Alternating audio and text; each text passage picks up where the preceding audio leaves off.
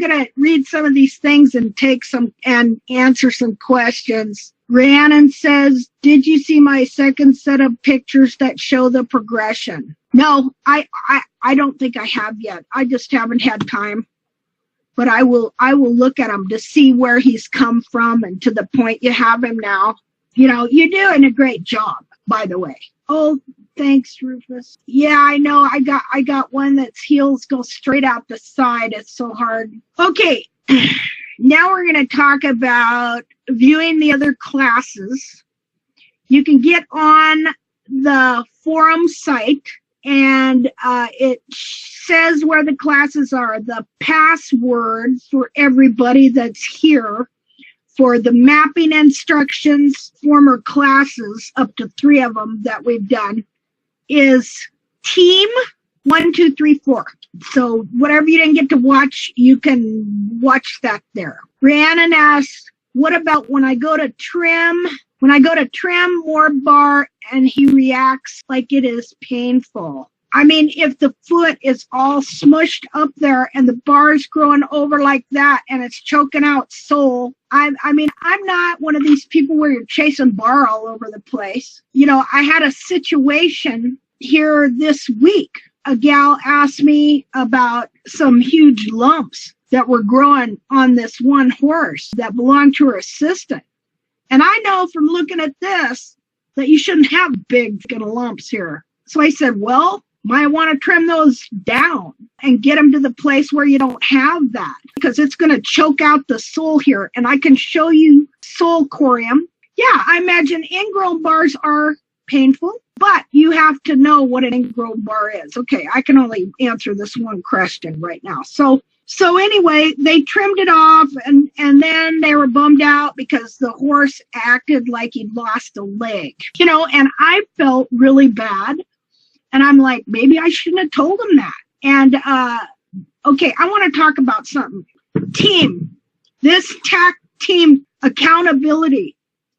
When you give somebody advice and then their horse is sore, did you do the right thing? Did you do the wrong thing? Sometimes I don't know, but I do know that we don't want horses that are going to be sore and not able to go to water. I mean, all these things like what we have seen go on. But I can imagine in some instances, what do you think?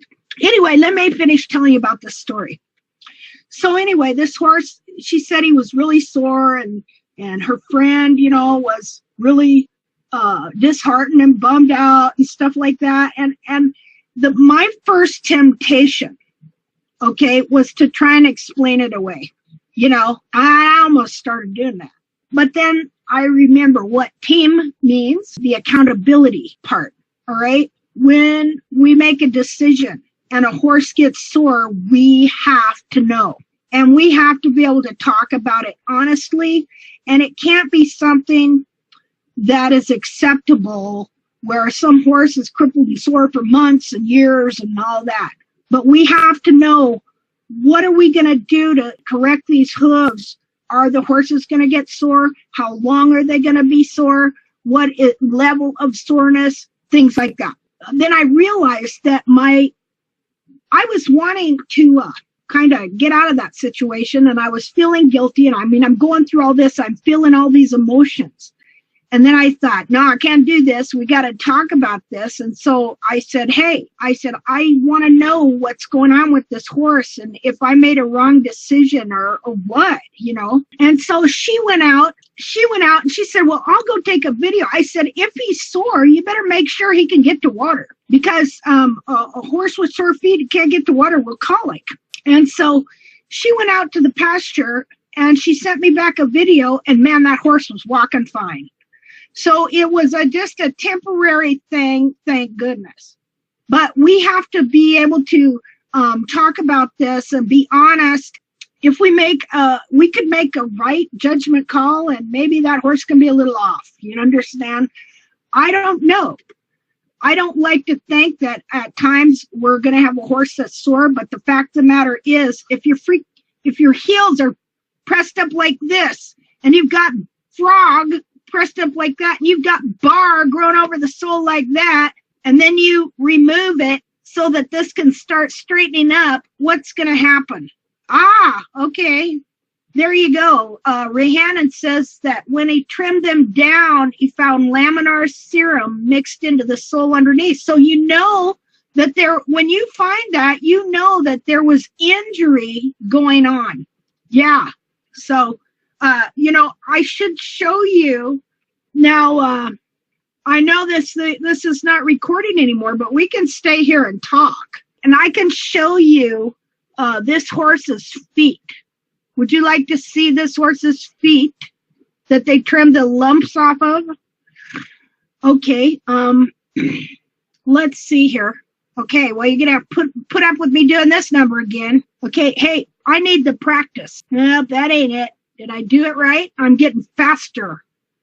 Aha! So I got to go to here. Okay, that's after the horse was trimmed. And this horse's name is Valor also, by the way.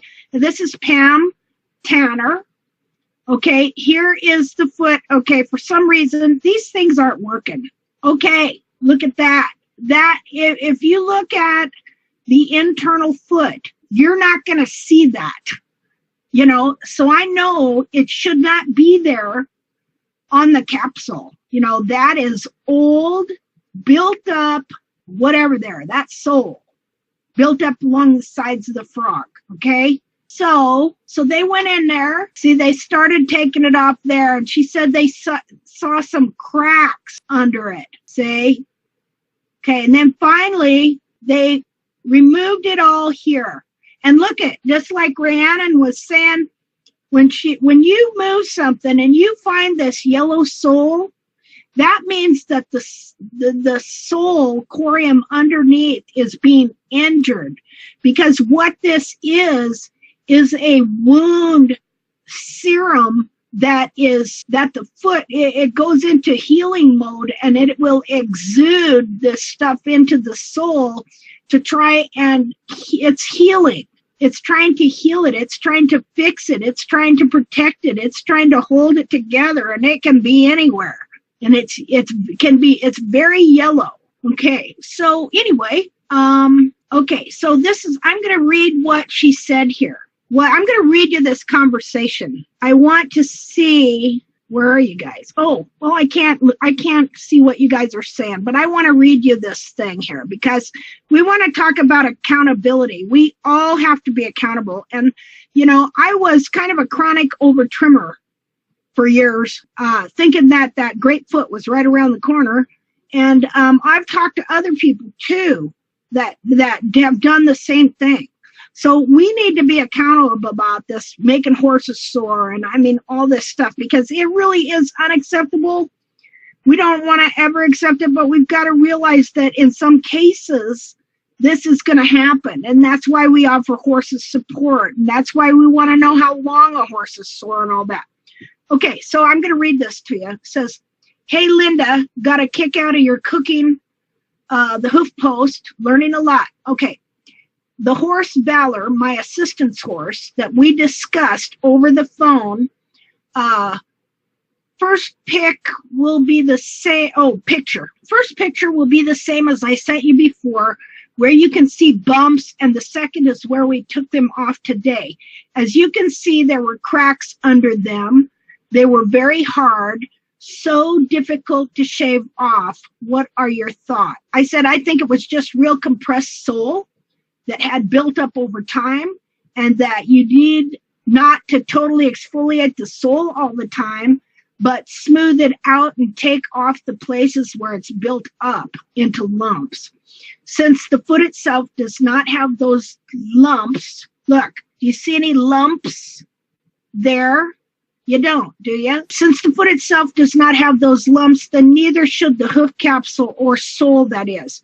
You can tell by the yellow that area was stressed. That is laminar serum, which is an exude, which is emitted by the sole corium when it's injured. Now, the really good thing this horse has going for him is his whole sole is still pigmented, showing that the foot has not been over trimmed like a lot of horses. Mine is one, unfortunately. from when I was over trimming the heels. Okay, see Valor's sole? See all the white? Okay, now he's fine now, but it destroys the pigmentation. A lot of it has returned though. So I show her some pictures of Valor's feet. Okay, now she says this to me. He was really sore afterwards.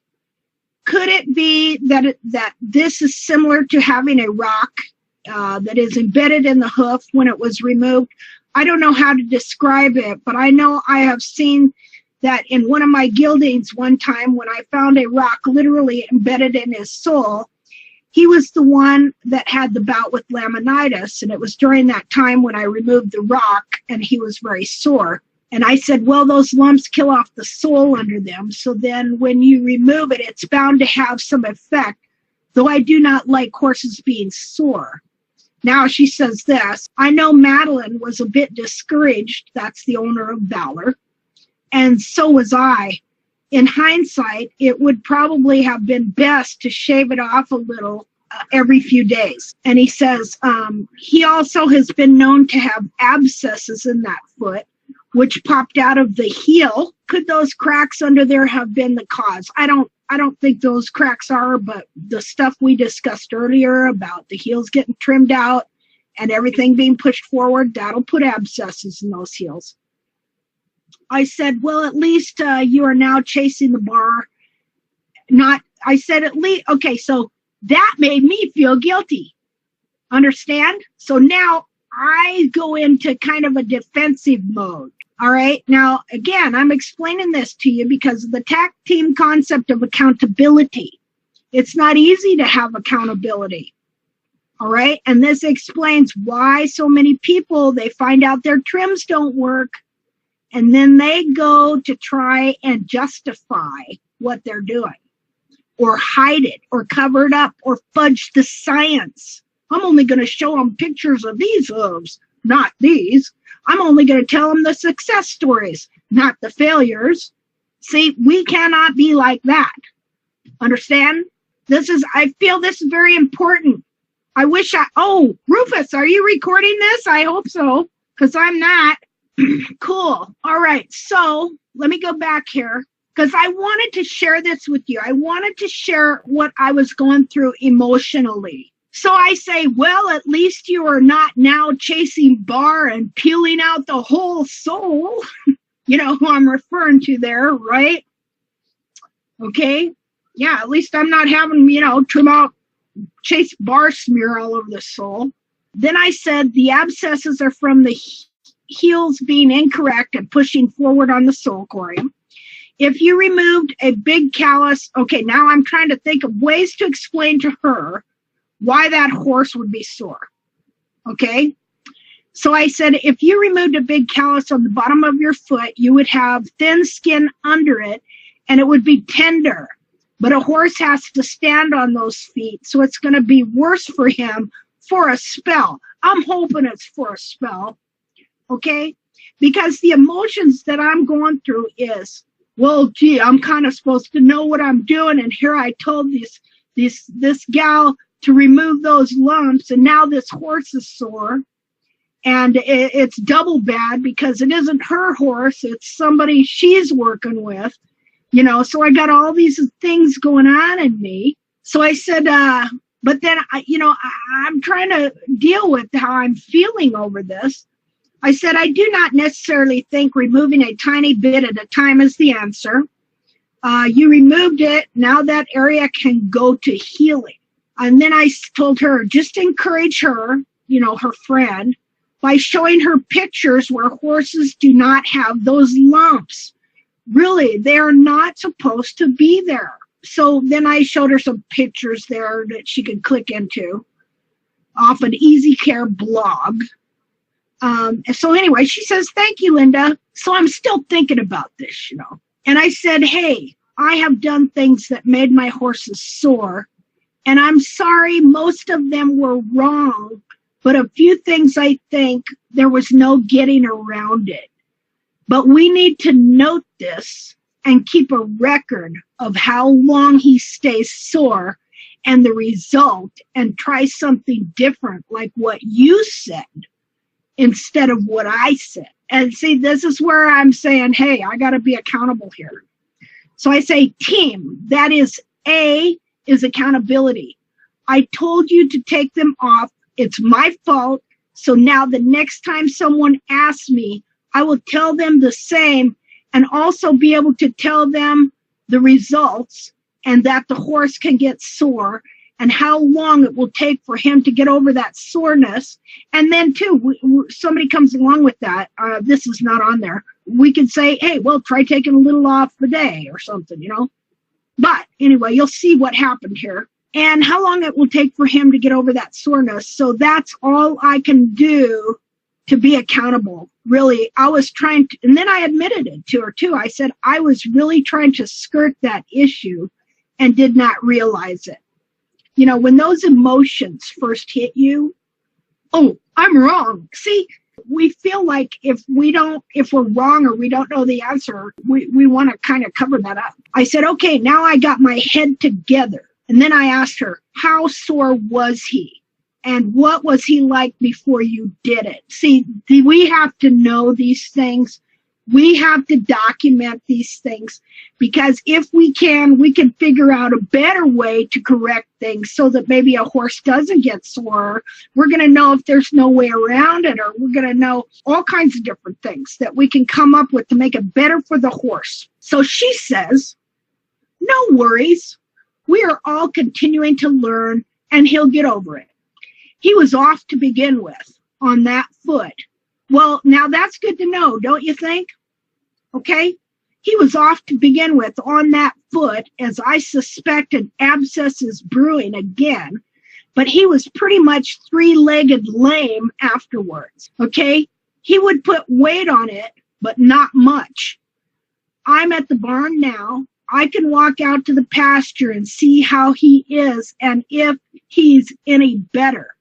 That was 4 hours ago. Okay.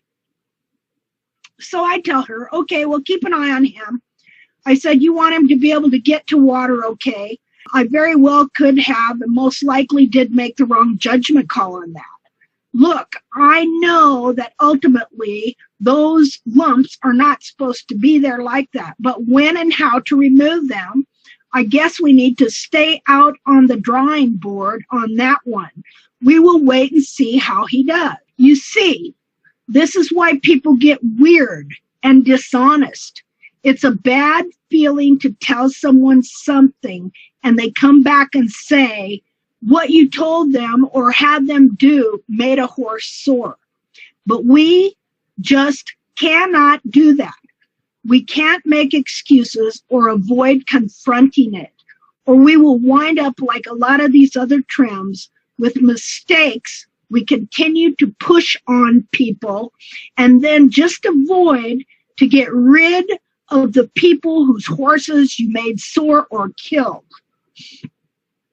I said, but there is something else to learn here. And that is, not only did I make a judgment call that made that horse sore, I told you and you told someone else to do it to their horse. That makes it double bad. Sorry, I did that to you and to her, and especially to the horse. So she says, no apologies needed. It was the right thing to do. He was apparently just briefly sore. I have a video coming your way. Okay, so now we're going to watch this horse. Hope you can see that. That's him right there. What a big, pretty boy. And he looks like he's walking pretty good. He looks like my Valor. Yep, I think he's going to be fine. All right, so I felt good about it and a relief. So glad he's walking right out and looking fine. Oh, we're talking about her. Are you there at the webinar, Pam? Aw, here we just went through her whole deal. She just sent this message. Okay, well, anyway, I'll talk to her later. Let's go back to here. All right, let me cut out of here. Okay, that's not how to do it. Hold on, stop sharing. Okay, I'm back. Okay, so everybody goodbye. Whoever was leaving. Anyway, you understand what I'm saying about accountability, how it's hard? out of everything, I think it's almost the most important. Yes, it did work out. Sometimes we're going to communicate things to people, and they're not going to understand, do the wrong thing too. You know, this is all about communication and being honest and advancing this research. You know, every one of you, you're proving whether this stuff's going to work. Thank you for coming. And I'm really looking forward to these. And I will post. I need to figure out a way to easier contact people. And we'll get things organized. Right now, things just aren't organized on this deal, but I believe it's going to grow, and I can't wait to see how you guys do with your mapping and different things, and we'll be doing another one of these next week. I will announce it. Hey, you guys are awesome. You guys are really awesome. You just don't know what you're going to do. You're going to change things for horses. Okay. Well, hey, God bless us, everyone. And I will see you next week. Probably do it Wednesday again. That seems like a good time. Wednesdays at 7. And maybe do one here and there besides that, because I want to get everybody's horse evaluated. Okay. And plus, they're going to be recorded and put on, you know, the Hoof School site. Okay, good night, everybody. Bye.